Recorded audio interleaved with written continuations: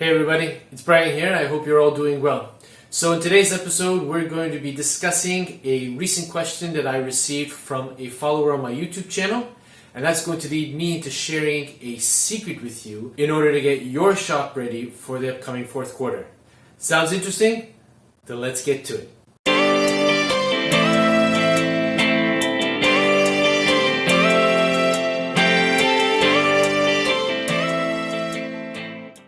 Now, before we go on today's episode, if you're new to this channel and are interested in all things pertaining to print on demand, then I want to encourage you to click on the subscribe button down below, and don't forget to hit the bell notification icon so that you'll be informed each and every time that I upload a new video.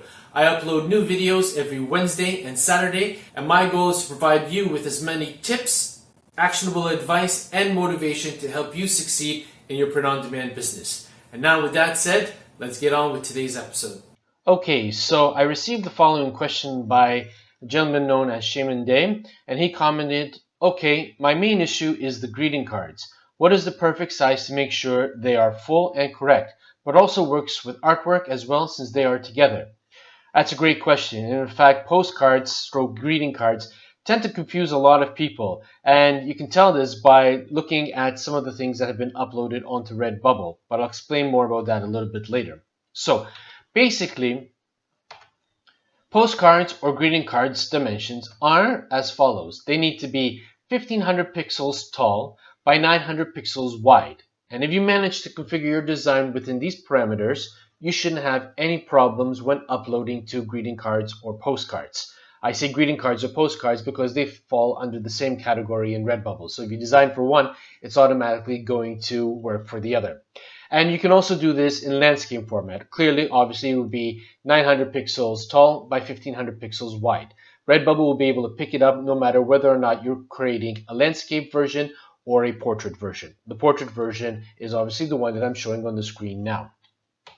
Okay, well, you might ask, what if my design is not uploaded according to those dimensions? What will happen? Okay, well, basically RedBubble has that covered too as well. And I went into their help section and I found this following quote. So the question was asked, my art is an unusual shape. What about panoramas and squares? Well, RedBubble said that there will be an amount of cropping done.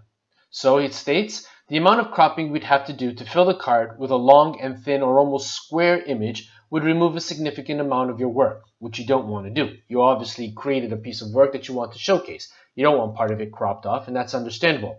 So they assume that you've designed it that way for a reason.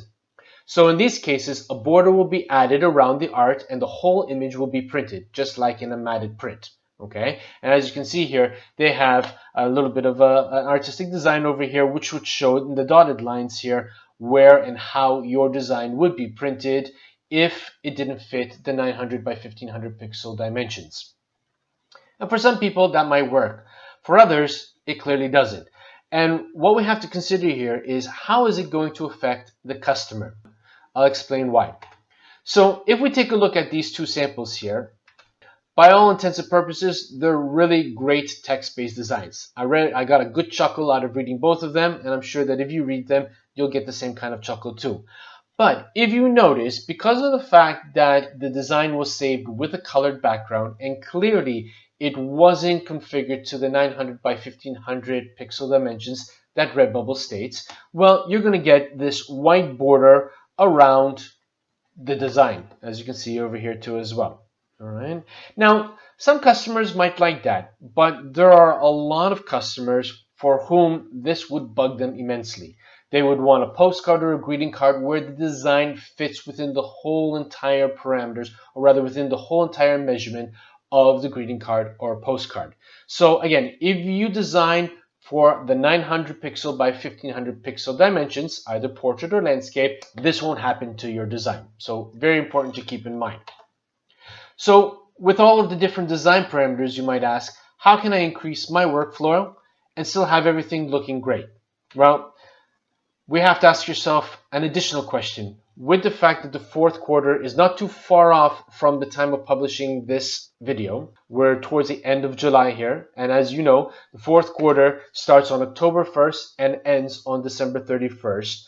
How can we create and design to fit all of the various parameters that RedBubble requests for each of their dimensions, or rather for each of their products, and still be able to increase my workflow and make sure that everything looks great? Well, in the rest of this episode, I'm going to share the 3 templates I use to make sure that all of my designs look great and help me to speed up my workflow.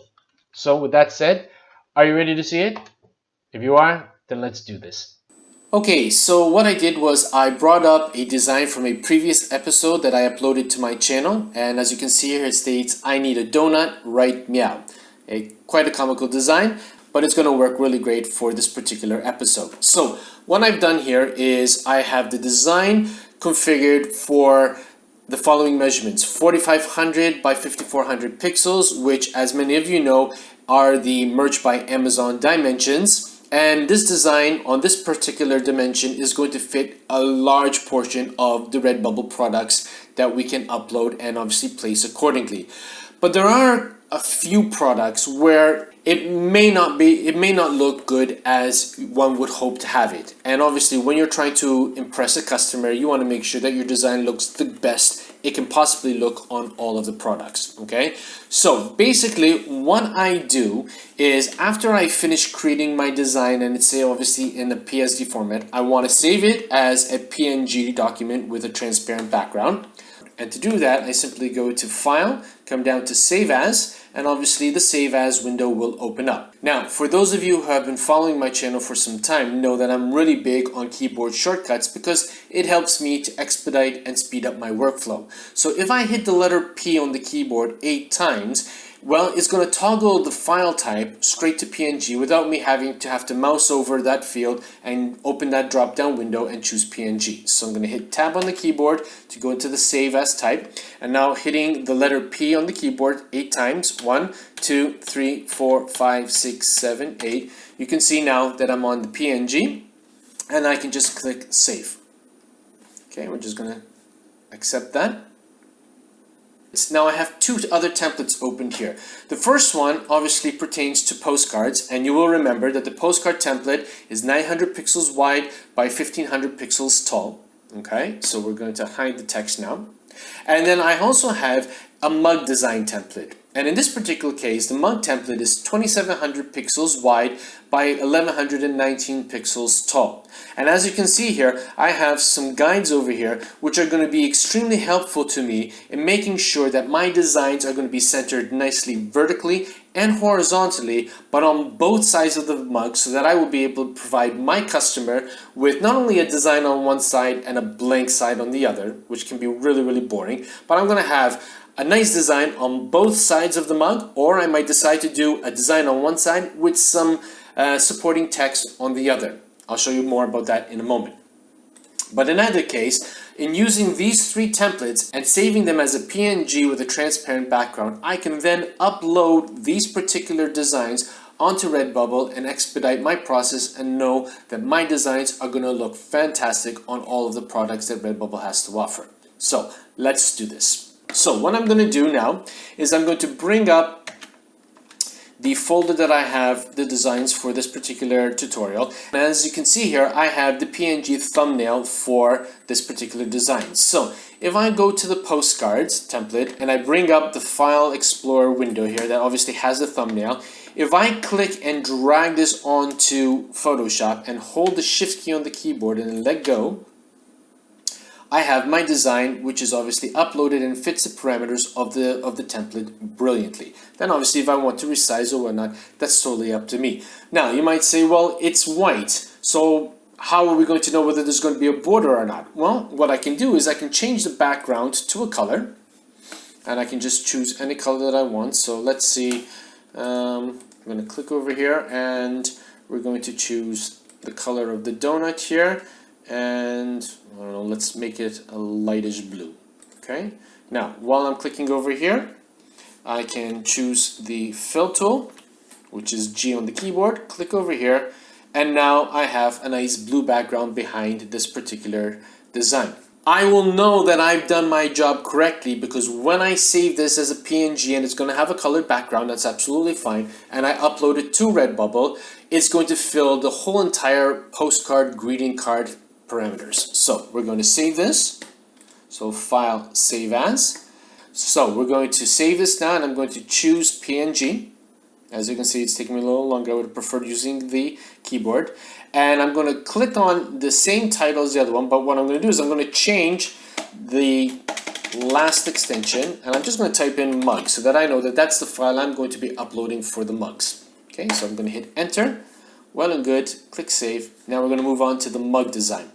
Okay, so I'm going to bring up the File Explorer again, and I'm going to make sure that I'm always going to be using the PNG with the transparent background. So it's still highlighted. I'm going to click by holding the left mouse button, hold the shift key on the keyboard, click and drag onto the template. Okay, and now we have the design centered.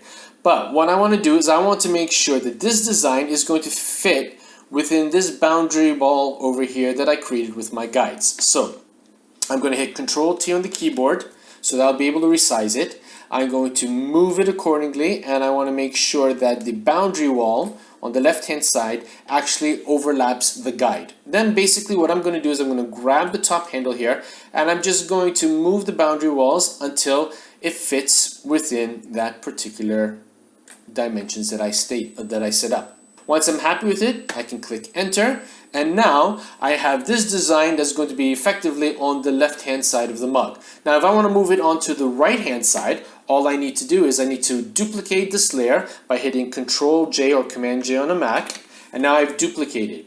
I'm going to hit Control T to make sure I get those boundary walls again, and now I'm just going to left click and drag right across until obviously it fits on the right hand side. Once I'm happy, I click enter, and now when I upload this to RedBubble, obviously with a transparent background, so let's turn it off. So I'm going to save it as a PNG with a transparent background, as you see, and when I upload it to RedBubble, it's going to wrap this design on both sides of the mug, and I'm going to be able to offer my customer a nicer product that they can obviously consider to buy. Now, like I said earlier on, if you wanted to, you could change one of these two designs and find a nice motivating quote, or maybe a little bit of a joke or some comical phrase that you could put in, and simply all you would do is you would hide one of those, create a text layer by highlighting and opening a text box to fit within the boundary wall, or rather within the guides that I had stated, okay? And then obviously you would readjust your font size and your color and begin typing away accordingly to what it is that you want, okay? So there is that you can do too as well. So I'm going to bring back the other design, and now what I'm going to do is I'm going to save it as a PNG with this transparent background. So save as, okay, I'm going to hit. Now what we're going to do is we're going to hit the tab key to go to save as type. I'm going to hit P on the keyboard 8 times. Now I've got, and I'm going to save that as mug design and click save. Okay, now here we are on RedBubble, and what I'm going to do is I'm going to upload the new work. So basically what I'm going to do is I'm bringing up the Windows Explorer or File Explorer that contains my files. I'm going to grab the t-shirt dimension file, and I'm going to grab and drag it onto upload new work. Alright, now we'll just wait a few moments for it to upload. Alright, now once it's uploaded, we're going to see that on the bulk of the products, it looks absolutely great. Others, we're going to need to resize them a little bit. For those of you who may not be aware or didn't see my last episode, we also have caps, which are coming soon, an exciting new development in the RedBubble arsenal of products to be sold. So well done for that to RedBubble. But we'll cover that in another episode down the road. Now, for all intents and purposes, I'm not going to go through changing all of the different products to make sure that they all fit properly. I'm sure all of you who have started a RedBubble shop know how to do that. What we're going to do is we're going to make sure that the other products, or rather the other designs that we designed for, are going to fit on the products properly. And before we do that, I want to make sure stickers and magnets over here, if you can see, it's not a perfect rectangle, and while the right meow and the I need a donut are attached to part of the graphic, I'm a little concerned that it might not be to a customer's satisfaction. When they receive it and pull it out, it might tear or might not really work well for them. And this also goes for other designs that have text or other graphics which are spread apart. So what I usually do is I either design my stickers either on a rectangle or a circle. But in this particular case, what I can use is I can use the design for the greeting card to have a nice blue background. So in order to do that, I'm going to click on Edit. Now you see where we have Replace Image? I could click on it and then navigate to a folder, but in order to save time and increase my workflow, I just bring up my File Explorer that has the files in it. What I'm going to do is I'm going to grab the postcard one here, and I'm just going to click, hold the left mouse button down, and drag it over Replace Image. And once I let go, it's going to start uploading. And now you'll see that the sticker is in fact going to have a nice blue background. It's a nice blue rectangle and it actually stands out nicely. Now I want to do the same thing for the prints and the cards and posters. As you can see here, it looks good on the thumbnail, but after you finish the uploading process and you see the mock-ups of the greeting cards and the postcards, as it stands right now, you're still going to get stuck with those white borders. Now, granted, the design is white in the background, so it's really not going to matter that much.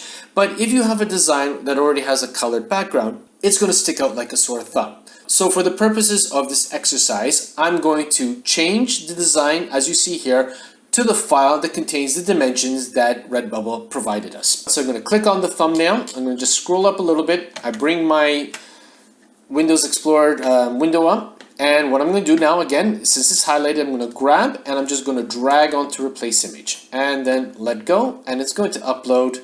And now my design is uploaded into the prints, cards, and posters. And as you can see, it actually narrowed down a little bit. And that's another indication to me that my dimensions are correct.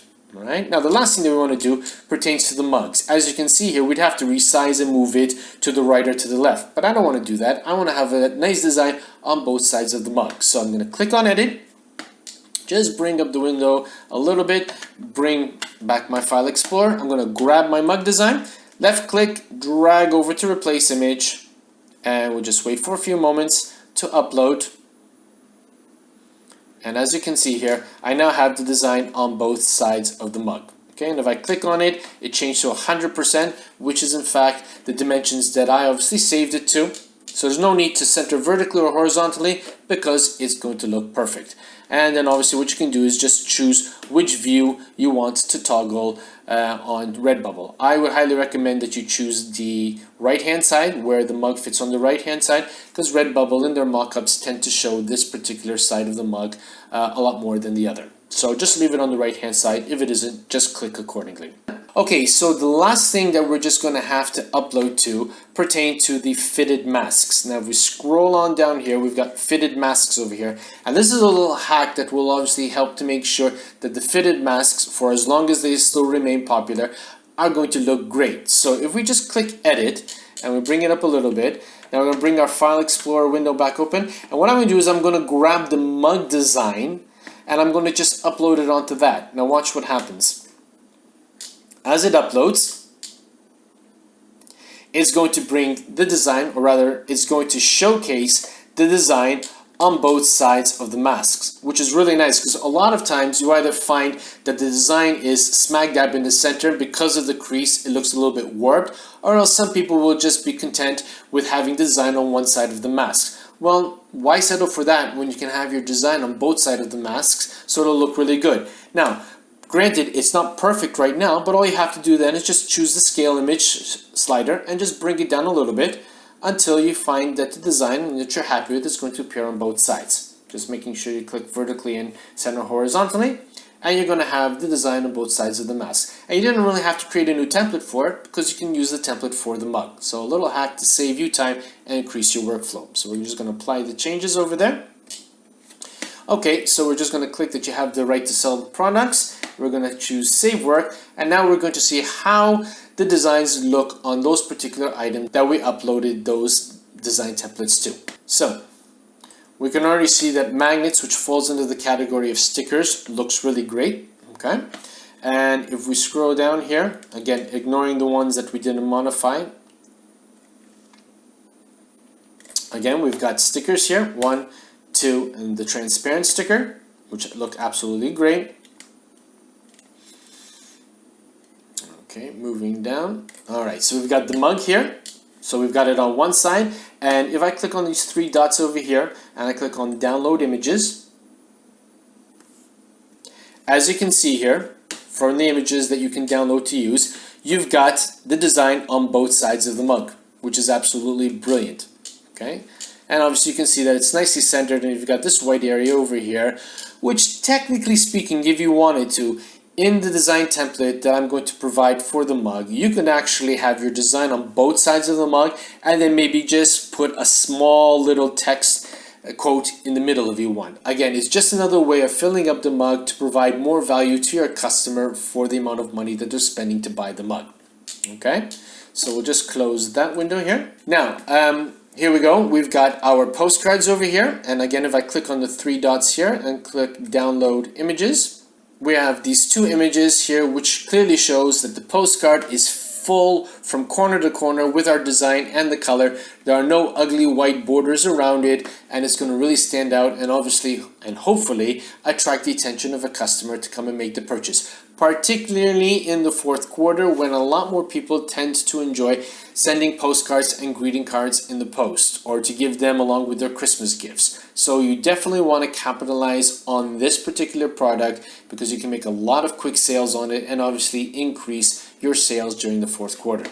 So there you have it, everybody. A nice way of speeding up your workflow process to make sure that all of the products that you are making your design available on RedBubble are going to look the best they can. So basically, in a nutshell, we've got one template for your t-shirt designs, which are going to basically be used for the great majority of the products. And then for those specific products like mugs, stickers, and fitted face masks, you can obviously use the template pertaining to mugs and to greeting cards as I showed you in today's video. And I'll have links to those templates in the description below so that you can obviously gain access to them, download them, and use them for yourself. Now, if you don't have Photoshop, you can also use these particular templates in Photopea too as well. Or if you feel confident enough, you can try to emulate what I did here in another kind of software program that you might feel comfortable with. But whatever you use, this is going to be a sure, clear fire way of making sure that your design looks great on all of the products to be able to give your clientele the best possible experience when they visit your shop to choose a design to purchase. And as you know, in the fourth quarter, we've got Halloween, Thanksgiving, and Christmas. You do want to try to consider using these particular templates for all of your designs for those upcoming holidays in the fourth quarter to hopefully increase your sales. But for today, that's all I've got. So as always, be well, be safe, be creative. Bye for now.